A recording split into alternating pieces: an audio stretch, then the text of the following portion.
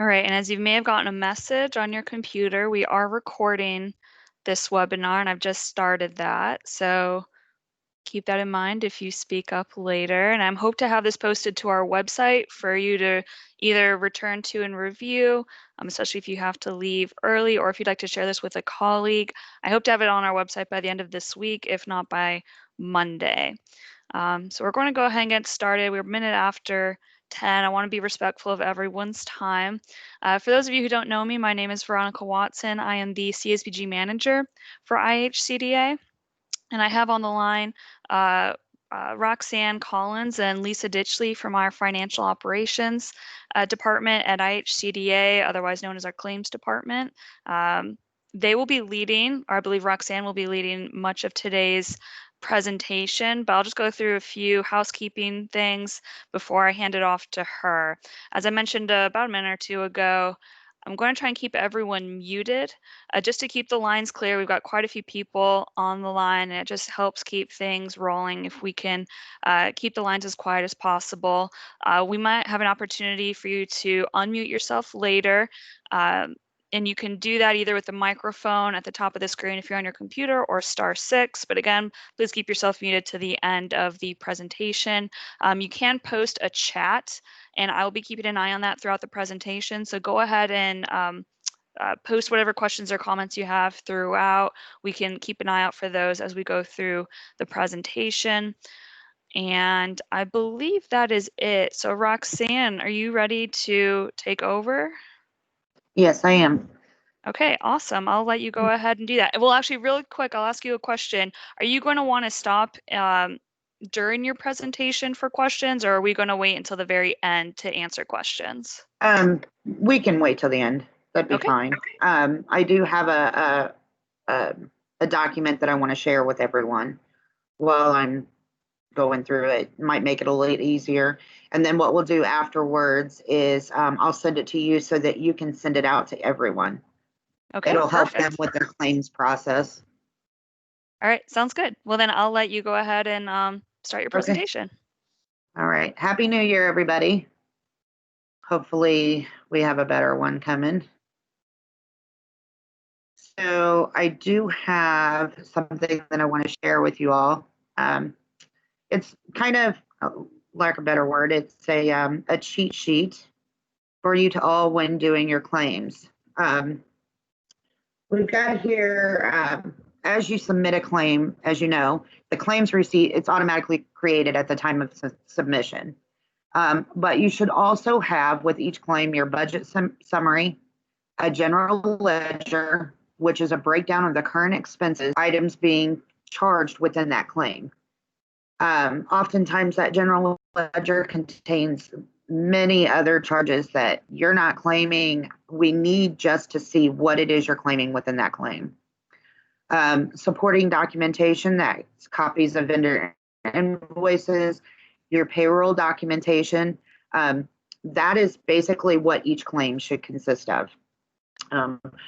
Required supporting documentation, payroll documents are required for each claim submitted when claiming salary of any kind. This is a requirement across the board. I can't even explain how often we get claims that do not have payroll documents. Charges for $1,000 or more, always got to have the original vendor invoice. Your employer charges, insurance and such, if it is not detailed within the payroll documents, then we need an invoice for that. Oftentimes it is insurance that we see this with. Could be a $1,200 charge, but it does not show on those payroll documents. So we do need the invoice for the charges. Any charge, regardless of the dollar amount within the general ledger, that's titled as the following: credit card companies, unless the ledger specifies that that charge for that credit card company is a monthly usage fee, then we need the original vendor invoice. So if you're showing us card member services or Amex or Chase, but you're purchasing fuel, then we need that original vendor invoice for the gas station or wherever you purchase that fuel from. If it's a person's name or a reimbursement, if either of those titles are used, then you obviously will need the original vendor invoice. So if you reimbursed Jane Doe for $150 spent at Walmart, then we should see a Walmart receipt. Petty cash, I see that quite often in ledgers. Those do require invoices. Travel and mileage. This one seems to be confusing for some. If you're claiming and you describe it in your ledger as travel or mileage, but you're claiming gas, fuel, hotel stay, then original vendor invoice is required. However, if your ledger states that it is mileage, then you need a mileage report with reimbursement totals. That's how we get the proof of that charge.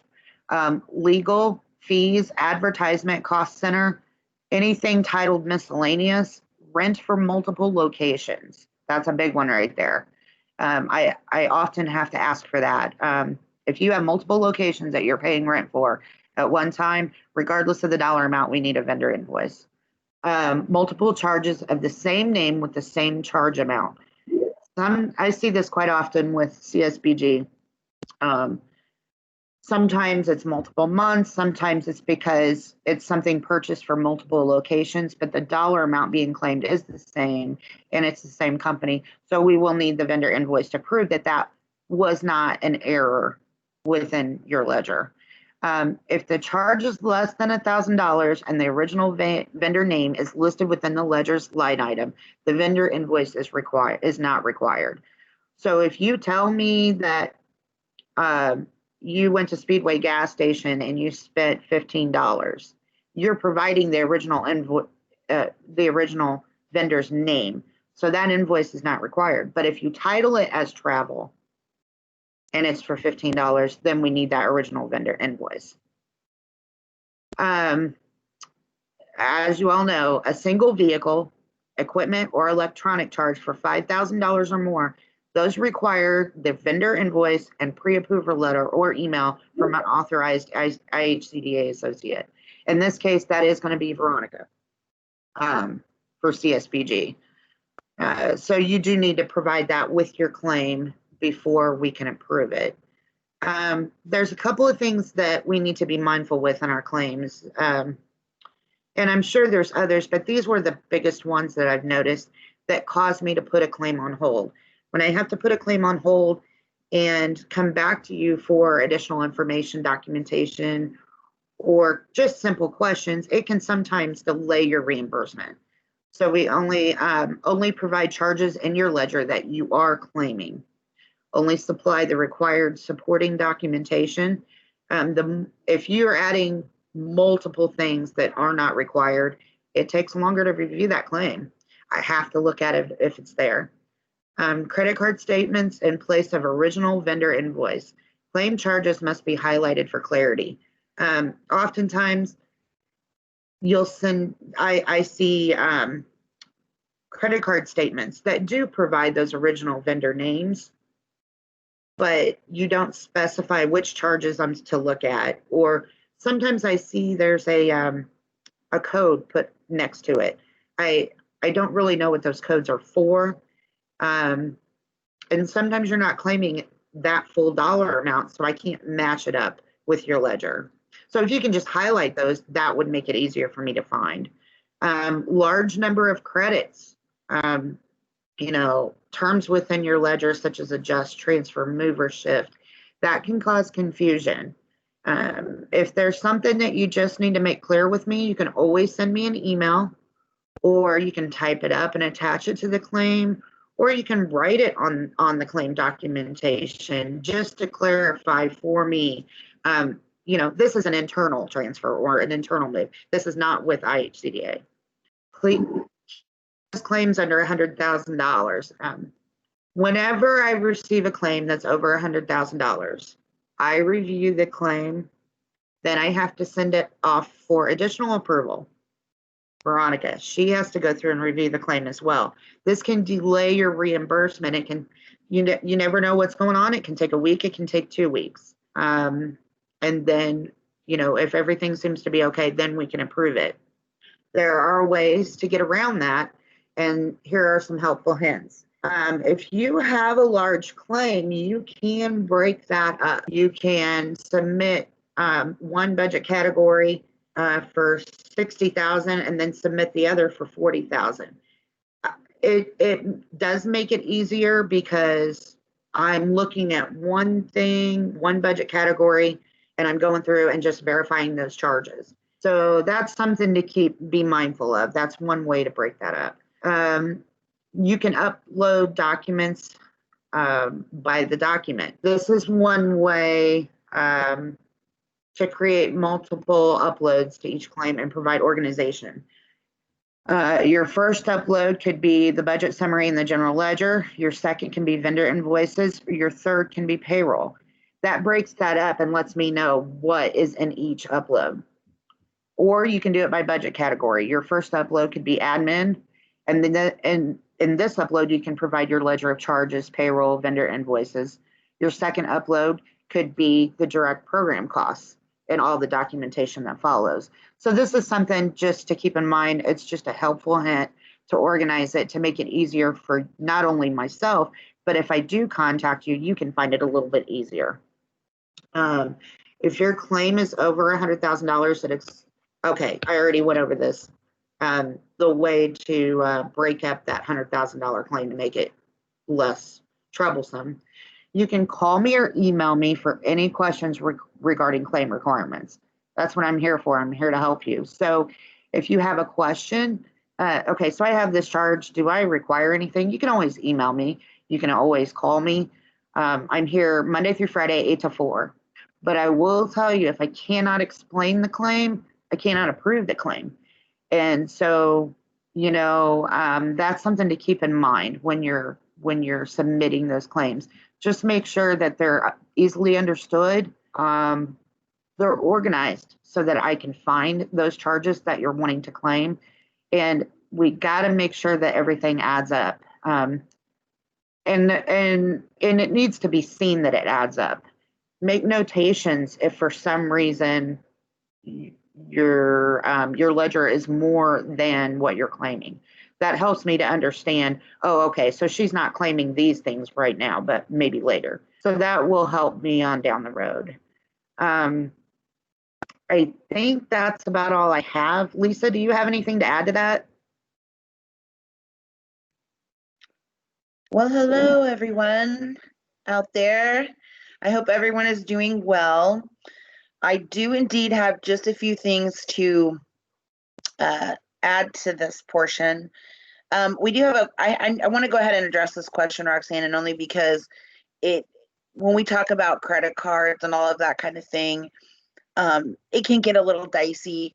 I know that our partners work very hard to not only on CSBG monthly, but every other program that they do. And sometimes this paperwork and documentation requests can be very tedious. So we do understand that. We have requirements that we are bound to here. And I want everyone to understand these aren't just things that we're adding to try and make your life less wonderful. There is a question that says, are we able to show the credit card statement for monthly recurring charges, such as Microsoft charges, because it is difficult to get, an invoice from Microsoft for monthly charges. So I can let you address that, Roxanne, but I just wanted to touch on that because the credit card situation is a little, dicey. Can you quick, and then I'll cover the systemic side. So in the past, oftentimes they will submit that credit card ledger or just the whole credit card statement or a portion of the credit card statement that shows that reoccurring charge. You would just need to make sure that you highlight that.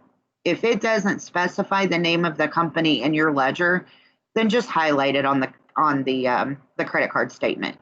The goal behind this is just to be able to verify that money spent is an eligible charge per federal guidelines. That is the reason why sometimes we have to adjust our requirements to meet those federal requirements.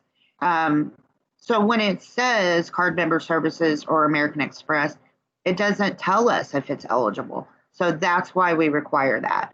So if you send in a portion of the credit card statement that shows that, highlight the charge, it specifies and clarifies to me that that is the original vendor for that charge. So that's an easy way to do that. Were there any other Fantastic. questions?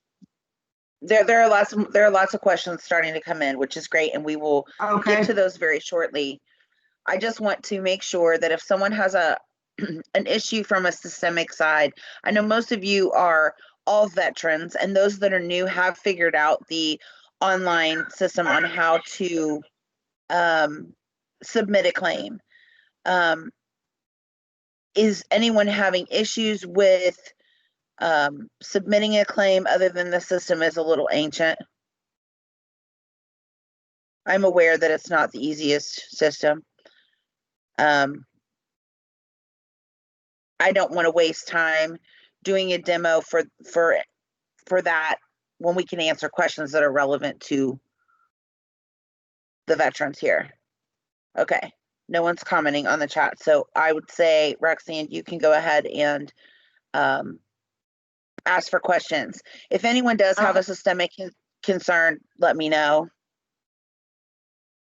You can email me and I will get to you, and we can do a hands-on learning call if we need to. Okay, go ahead, Roxanne. I will let you know that the document that I just showed everyone, like I said, I'm sending that to Veronica to send out to you. The questions that you have, Veronica, what do you have so far? Okay, one from Gina asking about the $1,000 charge documentation requirement. She's asking, is it for, or can they do $1,000? Do they need to do $1,000 individual invoices, or is it the $1,000 account code total? Oh, that's per charge.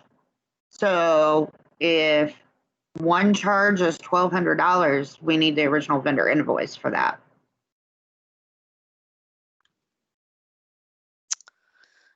Okay, next question. Is there a way to sort the claims on the system by contract? So Lisa, this might be a system question. I don't know if you need to pull it up to answer that or not.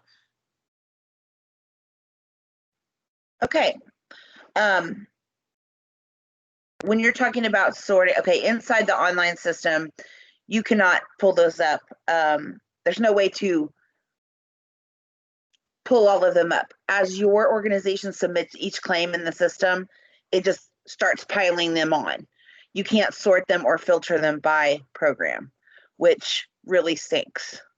So when you have a claim that is denied, you probably have to go through different portions of the system to, I'm trying to pull that up, Veronica. We've been having a little issue with it this morning, keeping it online. Go to the next question and I'll come back and address that once I have it up. Okay, cool. Next question from Carrie Ann. It's about payroll information. What do you need beyond staff name, rate of pay, salary? Carrie Ann, I do believe oftentimes they will submit pay stubs. The reason they do that is because it does give everything that is needed. However, a ledger of your payroll is perfectly acceptable. So as long as we see the name of the person, the paid date or paid period, or both, we just need to be able to see that the charges were incurred during that time, the amount of the pay, and often there are some programs where they require to see exactly how many hours were worked for that program. That is not actually required with CSBG. So just so long as that we can see that what you're claiming is for payroll for this time period, then it is perfectly acceptable.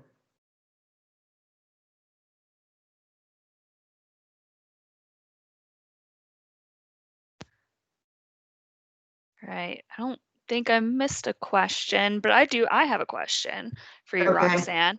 You mentioned that sometimes agencies will provide more documentation than they need, that it's recommended that you stick to that list of requirements that we have in our partner's guide and now in this resource we'll be sharing. Roxanne, do you see a trend in the types of things that agencies provide that they really don't need to, or is it kind of all over the board? Sometimes because of other program requirements, which is typically, there are certain other programs where they are required to provide vendor invoices for each and every charge. So sometimes they will do it for all their programs to ensure they haven't missed anything. And with CSBG, those charges, those claims are higher dollar amounts. So I have seen anywhere from 1 to 500 page claims. You're looking at a couple of hours. If it's there, I have to review it. Lisa won't let me get away with not doing it. So I have to review it. So it's very time consuming. If that charge is under $1,000 and not titled one of those things, credit card companies or travel or reimbursement or petty cash, if it's not titled any of that, I don't need a vendor invoice. It's just a long process when you do it that way. Although it is very helpful, again, if you separate your uploads, that makes it a lot easier for all of us. And I want to clarify that because I've noticed that when you take everything and you upload it as one, and I have a 300 page upload, it's hard for me to get through and maneuver around all of that documentation. Whereas it's uploaded separately, I can pull them up at the same time and go back and forth. So that does help. If you have a large claim with lots of documentation, uploading it separately. So upload your payroll separate from your vendor invoices, and that will save a lot of time. And if I have questions with them, when I contact them, I can say, I was looking at your vendor invoices. They can go straight to that and this page, and they're right there. So sometimes that can help. Did anybody else have any questions or concerns or feedback maybe, or?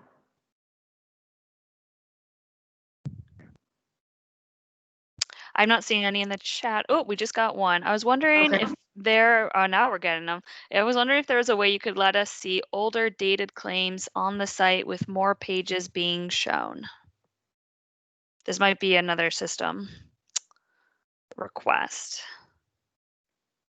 I'm here. I'm trying to figure out a comment that somebody made that is not actually in the online system, but let me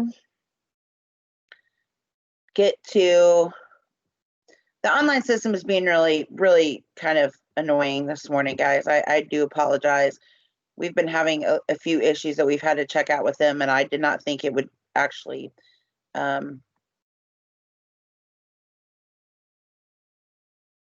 okay, hold on one second here. I'm getting to try to share something for you guys. Okay, so you want to know if you can show claims further back. Was that the question, Veronica? Something to that extent? Yeah, see older dated claims on the site with more pages being shown. Okay, so on your, after you log into the online system, can everybody see my screen? Yes, I can. Yes. Okay, great. Okay, so after you log in, if you go to your awards claim management tab, right here in the award claim list, you will see that what you see is very limited. But if you click on this button, show all claims, it'll take it a minute.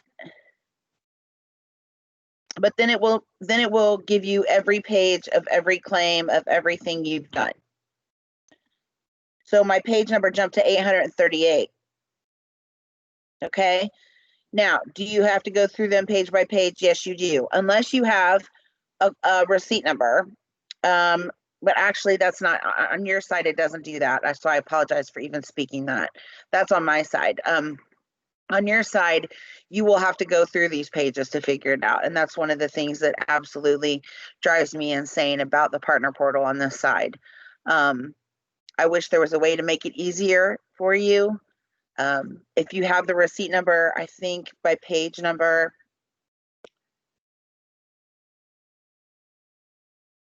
it will keep them in order. So that gives you some type of navigational quality there. But outside of that, it's not really going to be super helpful that way, unfortunately. I wish I could help you more in that department, but I cannot. Can you sort by any of those columns? Not really. It's kind of like old Access, Veronica, if that makes sense. Like even Access had a sort thing. You can export the list, but that doesn't help you get to the data that you're trying to get to. Mm. For the CSBG and EAP claims, I've always provided backup documents for office supplies and general office. Will this remain the same, Roxanne? Only if those charges are over $1,000 is that required. Also, if in your ledger it does not specify that that's what it's for, then yes, you do require it.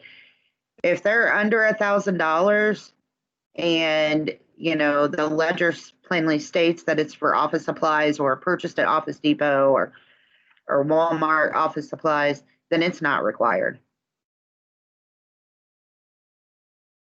Hopefully that helps you, save you some time as well.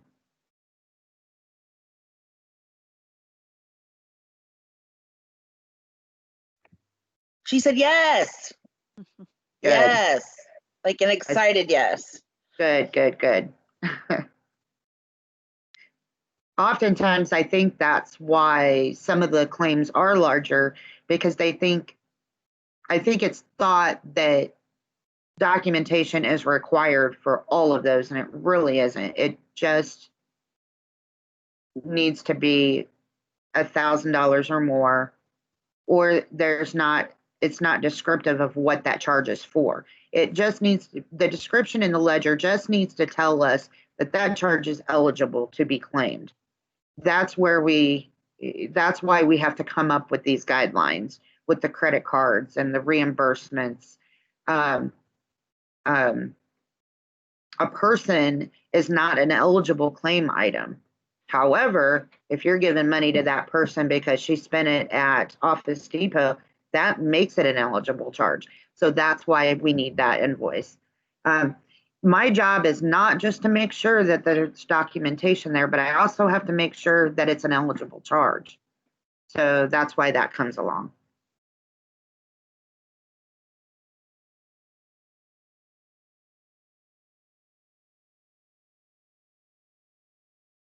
Were there any others, Veronica? Looks like there's I don't know. Oh, go ahead, Yeah, Lisa. I was gonna talk about that. She is saying, or he is, I'm not sure who this is. I typically search under the award number, filter the program, such as whatever program. Would that be helpful for filtering CSBG claims? It could be. I would say try that. I don't ever have the need to filter on that end of the program because I filter from internally. So if you found a hack to that outside system, please tell me so that we can share it with everybody. I would love nothing more than to find a hack to make it more simple for you guys. I am only in the outside coming in when I am fixing something or adding different things. The filter feature I am unsure of, but I'm going to look at it now while you guys finish the meeting because I'm intrigued now.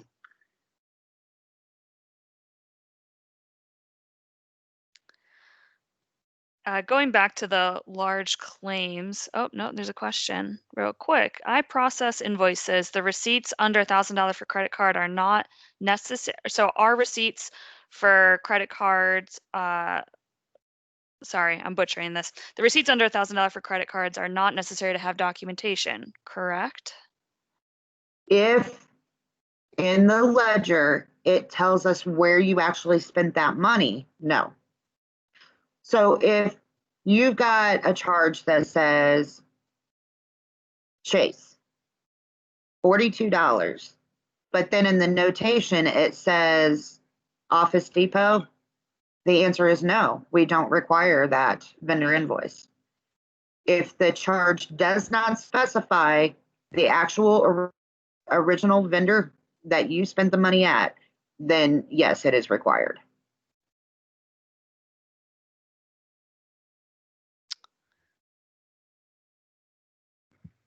We always used to say anything on a credit card because it's a credit card.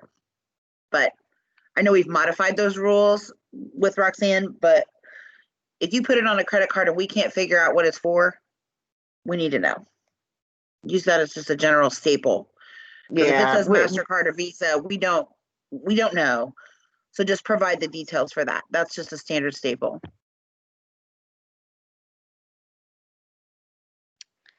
And Lisa, for the filter, is that the triangle that's next to award number on that column? Is that the filter that Danielle was saying that they use? Yeah. Danielle, right on the same wavelength.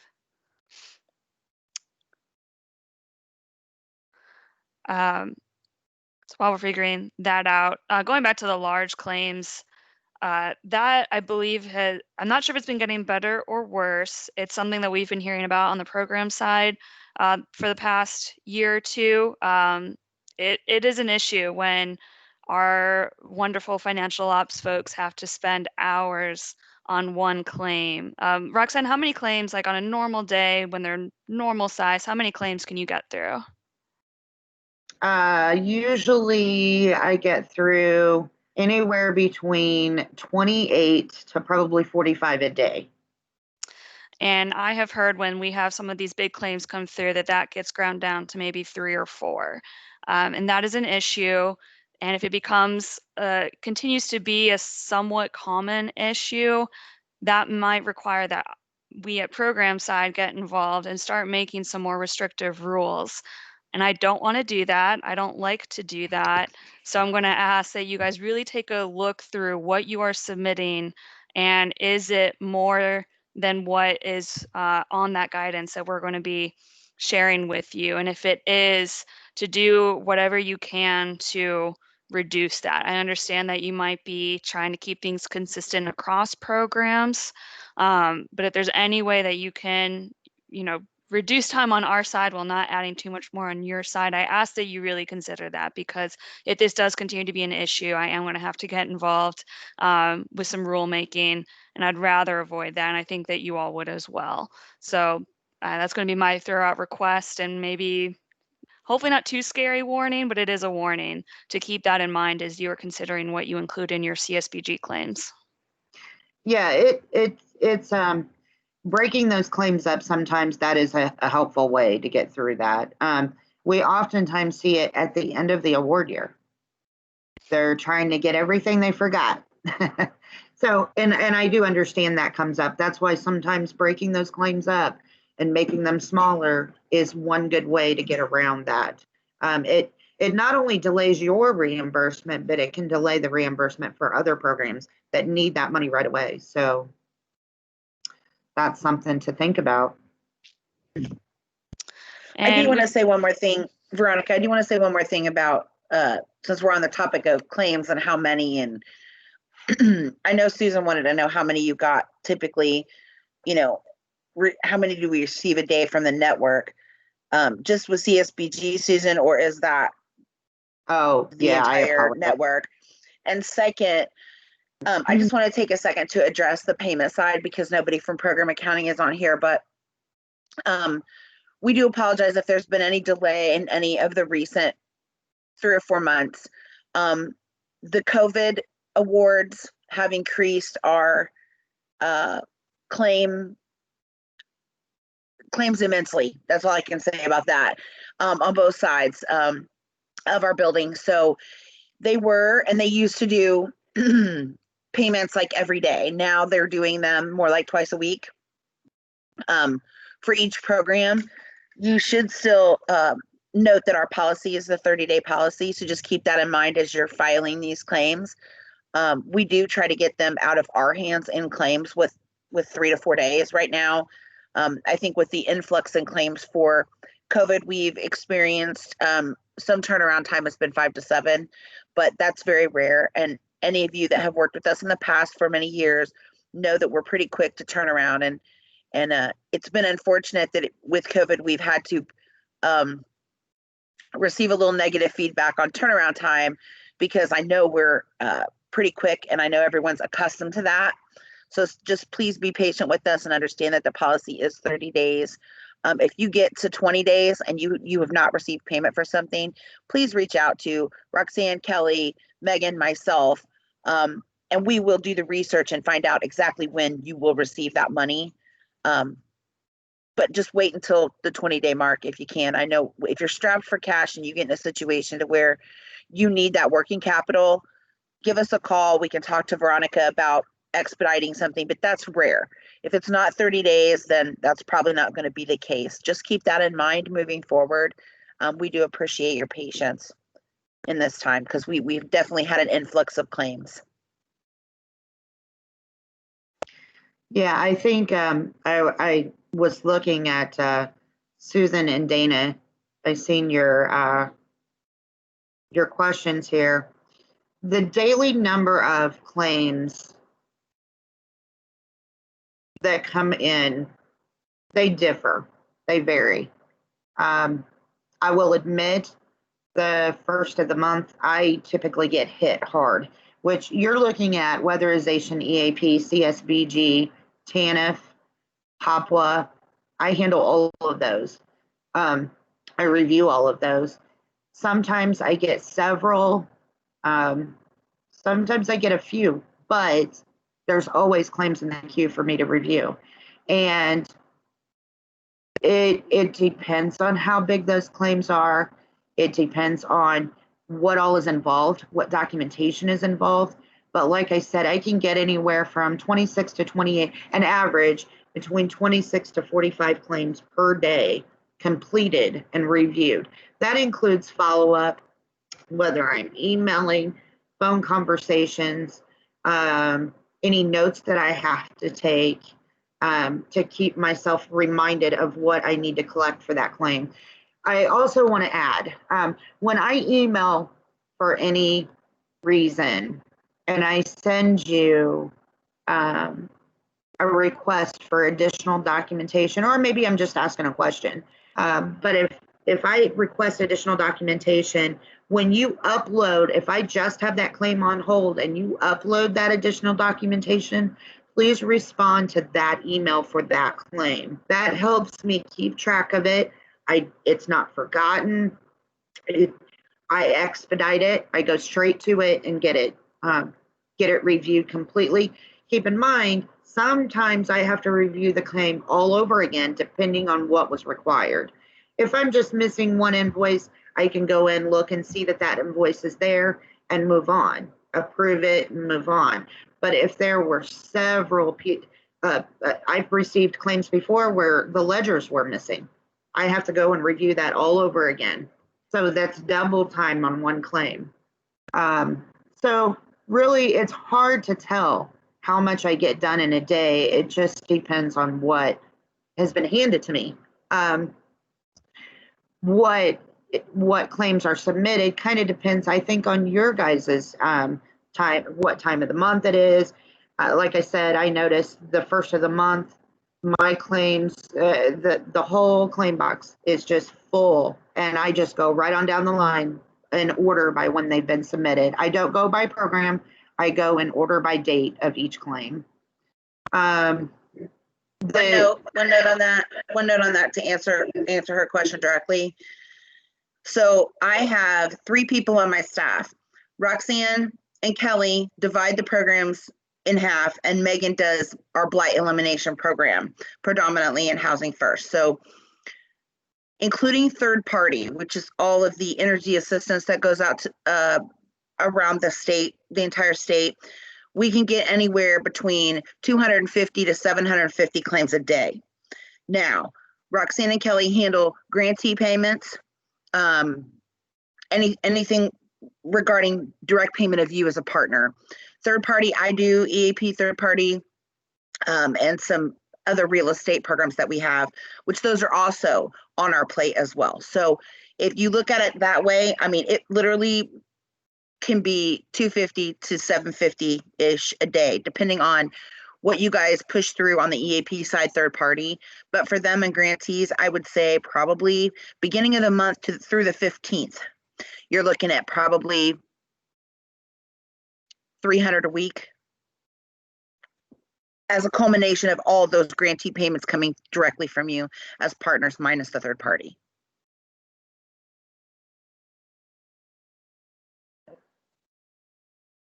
And also too, once the COVID awards came along, some of our programs nearly doubled in claims.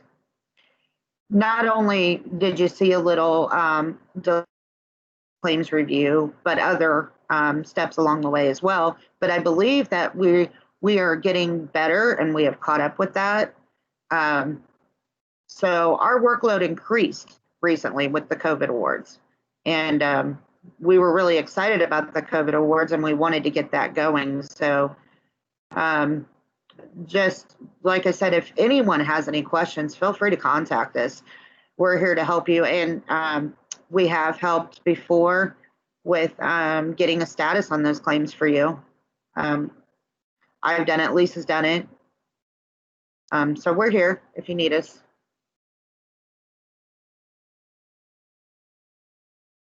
Roxanne, if an agency wanted to, and I'm thinking especially for any staff that are new, if they want to maybe walk through a claim and especially, here's what we've submitted in the past, is this what we should be submitting? Are there things we should be cutting or adding? Is that the kind of conversation they can have, schedule with you, or should that be better handled through email?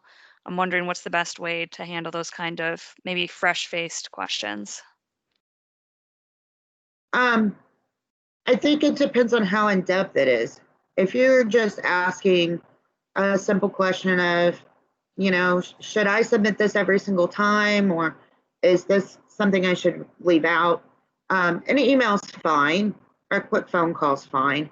But if the question is regarding the program itself overall and what is required, I think that might be something that maybe Veronica and I together might want to do a conference call. Sometimes there's a fine line there. But I think asking us which do we prefer, and then we can move forward, that would be great. But if you have a simple question about an invoice, or you can just contact me.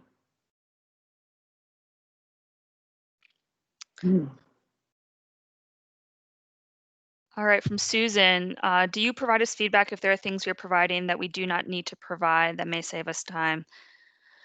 I found we've often provided items that were required at one time and now no longer required. So I think the question is, will you do that organically if you notice that of an agency, or is that something that they need to be asking to find out? If it's something simple that seems to be consistent, that I just know is not necessary, I usually say something myself. If it's something major with maybe a little history there that I'm unaware of, I usually contact you, Veronica, to see what your thoughts are and have you discuss it with them. I think it just depends on the level again there. But if it's something simple as invoices or like bank statements, things like that, I usually handle it myself. Just on that note, Veronica, one small thing, because I know exactly what Susan is referring to. Before your time, Veronica, things were a little different. As any agency goes through turnover, different people interpret rules differently. Our monitoring team, our team that we send out now, has provided great feedback too that we didn't have prior to Veronica's time. So I think you might start to see a little bit more consistent. This is what we need. This is not what we need. And you'll see that stay kind of constant now, as where over the last, before Veronica, 4 or 5 years, right? You may have seen well, yeah, now we need that. No, now we've decided we don't. Know that the CFR is pretty much our Bible when it comes to this program, and that those requirements will be our requirements. IHCDA might fluctuate just a bit, but I know Veronica and our monitoring team are working really hard to stay super consistent right now and try to make it as easy as possible for everybody. And easier for us and claims, and easier for you to not have to put a 200-page claim together to get your CSBG fund. So thanks to Veronica for working really hard on that to try and reduce things. We appreciate that. I know Roxanne appreciates that. And hopefully we can stay a little bit more consistent moving forward for you, Susan, and everyone else. And if there's things that we think that you don't need, if it's a question, please reach out to Roxanne. She's so flexible. She's been really great. I'm really proud to have her on my staff now. So I think she will handle it the best way she knows how. And if she has any questions, she will go to Veronica, and just to ensure that we're covering you as well as covering us. But if there's something you think you don't need, and Roxanne sees something she doesn't think you need, we can encourage her also to reach out to you and just say, hey, I really don't need that. Just keep in mind, if you send it, we look at it, and we have to be able to explain it. And Okay, also thanks. too, when I'm looking at your charges, I need to see each charge. I need to make sure that it's eligible. If I look at that line item and that doesn't tell me if it's an eligible charge, then that's when something's required. That's why those guidelines are in place, so that we can see that it's eligible. And that goes with all of my programs. That's the one thing I'm looking for. Now to the consistency thing, I will warn everyone again, we are considering starting a new thing with claims, which is a cover sheet. I had hoped to have a draft of that up and discuss it. However, that's been in partnership with a colleague who was not able to be here today. So we're tabling that, and we will have a webinar, perhaps either discussion, if not presentation, on that before it is required. So don't think that you're going to be getting that as a requirement tomorrow. But I just did want to say that that is a potential new thing that we are looking to do, with the goal of using that cover sheet to help clarify what you need. It'll have a list of the things that we really need to see, and have it in the order that might be very useful for claims and for our fiscal monitoring team to have it in. It would just be a one-sheet thing, the goal of which is not to add more time to your claims preparation, but just to help with organization and help ensure that, again, you're not providing more than you absolutely need. So keep an eye out for information about that. That should be coming out fairly quickly. But that is all I have on that. And I'm not seeing any other questions. So seeing none, I'm okay. If Roxanne, Lisa, if you all have nothing else to show, going ahead and giving everyone 40 minutes back from their day. Yeah, that'd be great. Thank you, everybody. If you have questions, please let us know. We're here to help you always. Yes, thank you, everyone. And this is recorded, you. as I mentioned. We'll have it posted and ready to share sometime by early next week. So, and have a good rest of your Tuesday.